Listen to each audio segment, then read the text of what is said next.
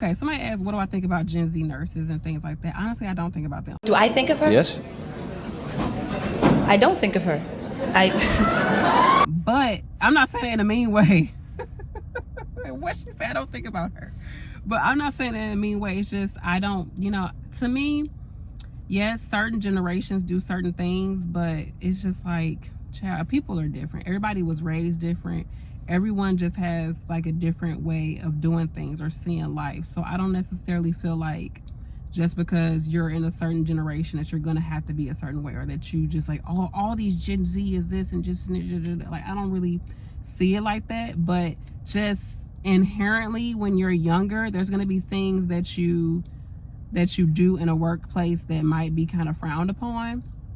The same when you're older, there's things that you do that's gonna be frowned upon. So I know, even like with me as a millennial, somebody be like, oh, you're on the camera talking about your job, or you don't talk in a professional way, da, da, da. I'm on camera, this is just a regular video. Like, child, like, come on now, I'm not at work talking like this. Like, let's get it together, But when it comes to Gen Z, I haven't worked with a whole bunch of Gen Z like nurses, maybe some techs here and there, but the nurses that I have worked with that I can think of, I would say the only thing that I noticed about them where I was like, ooh, is the way that they talk sometimes to patients is very casual.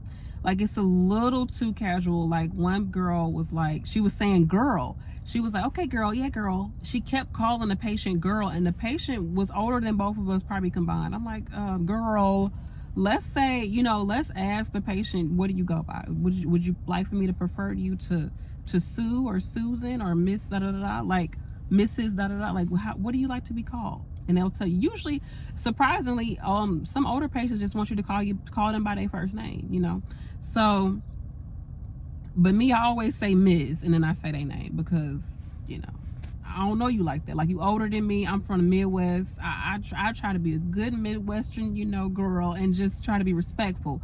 But sometimes, like, the patient, like, they just talk to them, like I said, a little too relaxed.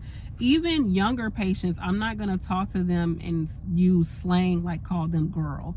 Especially, now, I don't know, the nurse that I'm talking about was white, and she was talking to a black patient like this. And to me, that could be seen like you're, sometimes when people do that in general, I just be like, is that how you talk to everybody, or you talk to me like that? Like, don't call me girl in that way, like, because I don't know your intentions. I don't know if you're trying to talk to me like this because you want to be down, but like, you can just talk to me like any other human being. So sometimes it just be a little like, it'd be cringy. It's a little cringy, but I try not to read too much into what people do anyways, because people, child. I don't know. Like, I ain't gonna take nothing y'all do serious at this job. But that's the only thing, is it's a little bit too casual with the conversations to patients. Also, younger nurses or CNAs in general, not all of them. Now, you got some of them that's gonna be tight-lipped, ain't gonna talk to you at all. But some of them, they overshare. Some people overshare in general, and it makes you look weak. It makes you look like you can't hold water, like you can't, like, I can't trust you because you just keep talking. And then you're telling me all your business. And so it's not professional. And I feel like people will use that against you. They'll let you talk, because I'm one of them people, I'm gonna let you talk. Oh, child, I will let you talk. That's how I be having all the tea to come tell y'all. Like, that's how I be knowing, like, having little stories and tidbits, because I will let a person talk. People will talk to me. I will let you talk because I'd rather you talk. I ain't got nothing to say. I might throw a little something here, a little dash here and there, a little joke, a little, oh yeah, da da da, my kids, da da da, just to have small talk.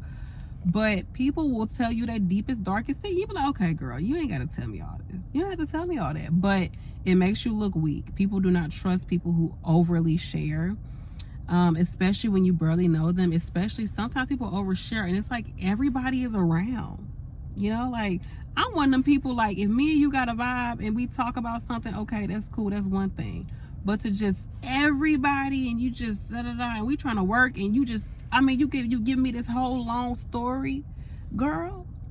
If you don't get a diary, get a friend. Like, figure it out. Call a friend. Call a friend, please, because you're giving out too much information. Now, I know somebody, she was like, I'm gonna just tell them what I tell them. Like, people only know what I tell them. So I guess she was one of the people that was like, I'm an open book, I'm an open book. So I guess to her, putting all her business out there, it was just like, whatever, it is what it is type of energy. But in some ways, it doesn't look professional. People won't take you seriously all the time, and they don't always trust you. Now, again, I'm not saying that all Gen Z whatever does this, but you do sometimes see it with younger people, because this might be like their first job. Honestly, for some people, that nursing job is like their first job, their first big girl or big boy job. So they might not know to not overshare. And I'm sure it's plenty of times I was oversharing too at a job, child. So yeah, I'm sure it was sometimes. Yeah, I'm sure. But those are the only two things I can think of. Oh, also nurses in general, but I will probably say the younger nurses, probably the way that they spend their money. She might be a Gen Z child, I don't know. Yeah, she probably is a Gen Z or a really young millennial. She might be an old Gen Z. So she, is it XYZ? Yeah, Z. So I know a nurse, like, they work a lot of shifts because they got a lot of payments. They got a boat payment, a car payment, a house payment, a truck payment, a small personal loan payment. They got some student loans. They got all these payments and don't own a thing. So they sitting on that clock trying to pay for their lifestyle, which this could be the case with any nurse. But of course, when you're newer, this is your big girl or big boy job, you might take on a lot of debt because you're like, I can make that money. I just need to work such and such or such and such shifts to do it. I'm gonna be okay. And that can catch up to you. All it takes is for you to get sick, or for, you know, your significant other to get sick. Something might happen if you have kids. Something might happen with your child, or you might get pregnant, or this and that and the third can happen. Do you have emergency funds? Like, what do you have in place other than payments? Because a lot of us can make the payment. A lot of us, but how long you gonna be making payments? That'd be the question. How long you plan on making payments? Because, child, I don't want to make payments all my life. Like, I want to pay this off. I want to pay it off. So let's figure that out. That's the only thing. Probably living above their means in a certain way, but you think that you're okay because you can make the payments. It's probably what I was seeing. I did it too, because, like, child, we was buying that car. As soon as I became an LPN, we got a car that we could not afford. Now, it was back in the day where they was giving any type of thing away for a good price, for a nice little good price. We leased a car because I thought leasing a car meant that you was just like, oh my gosh, I lease cars. Like, it's a lease. That's not a flex, child. A flex is it's paid off. It's paid off. Hoopty-doo, okay? It's a hoopty. It's paid off. Like, that's a flex.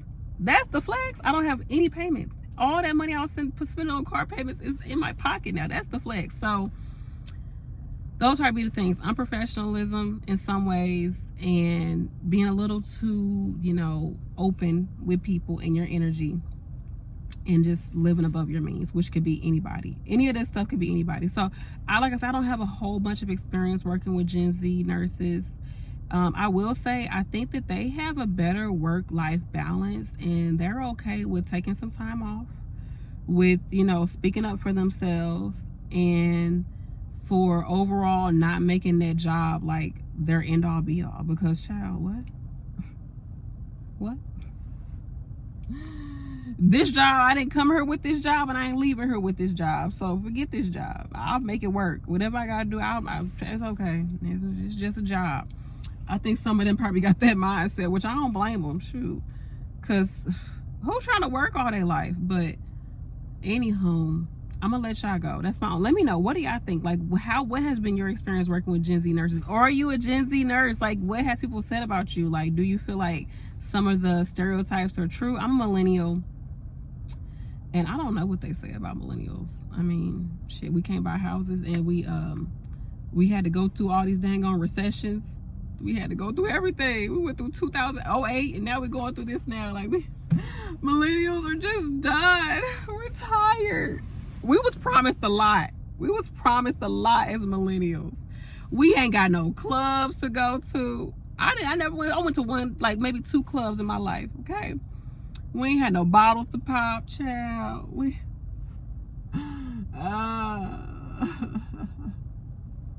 We was promised a lot, man, and we just didn't get our time. We did not get our, I don't feel like I got my time, man. I don't feel like I got my time.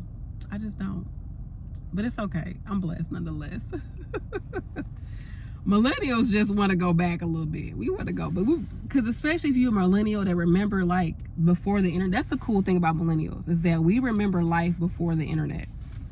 That's what makes us, I think, one of the coolest freaking generations. We remember life before social media, when we still had pay phones, when you still had a house phone, when you still had the cable and the thing just went by and you had to wait for the channel to come up again before you could see what was on TV, the little TV guide. Like, we remember,